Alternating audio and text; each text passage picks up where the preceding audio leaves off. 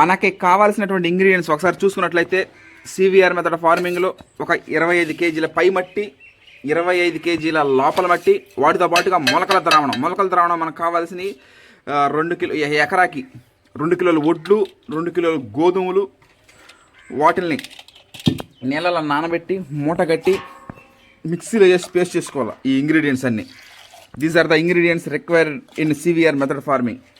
ఎందుకంటే వరిలో పిలకల సంఖ్య ఎక్కువ రావడానికి, గోధుమలు వడ్లు పిలకల సంఖ్య ఎక్కువ రావడానికి ఈ ఇంగ్రీడియంట్స్ని యూజ్ చేస్తాం.